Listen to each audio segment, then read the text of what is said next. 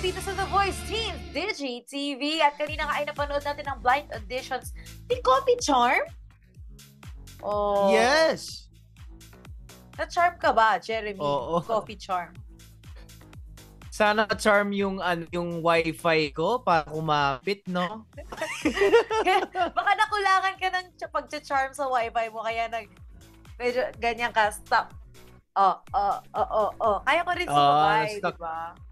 Oo, na-stuck tuloy. Pero syempre, napanood natin na ang blind audition ni Coffee Charm at ang bagong member ng Camp Kawayan.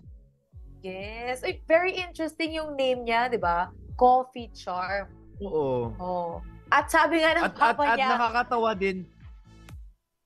Oo. Sabi ng papa niya, siya ay isang coffee din. maker. Yes!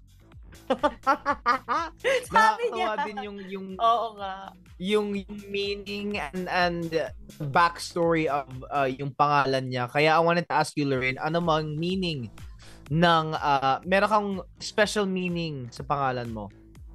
Ako, hindi ko sure kung may special meaning yung pangalan ko, pero feeling ko lang, gusto akong pagtripan ng magulang ko kapag ka-exam, yung mag-fill in ka ng boxes, tapos punong-puno na yung box kasi sobrang haba ng pangalan ko. Minsan kulang pa po. Ayun po. Thank you so much. Shoutout sa magulang ko. Ang hirap po. Yung kasi mga kaklase ko, nandun na sila, sumasagot na sila. Ako nag-fill in pa ako ng name ko. Ng name pa lang? Oo. Sa'yo ba? Yung sa akin, sabi ng parents ko kasi yung name ng dad ko, Eric. So, E-R. Tapos yung name ng mommy ko, Emilia, E-M. Tapos nilagay nila ng Y. Tapos J is for Jesus. Jesus always comes first. Ay, ang galing. Perfect. Oh, akala ko, Eremilia ang magiging pangalan mo. Buti may J. Ay, hindi pangalan ko. Jeremy. Kita, ako yung kaibigan mo, Jeremy pangalan mo. Ikaw nga pala yan, pasensya ka na. Pero may nabasa akong comment, sabi, sana may mahanap siyang lalaking pangalan Pandesal para bagay sila. Tama naman. Pandesal?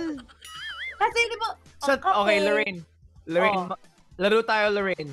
Sa tingin mo, kung merong lalaki na maging bagay kay Coffee Charm, tapos yung name niya ay Pandesal, ano ang dahilan sa name na yan?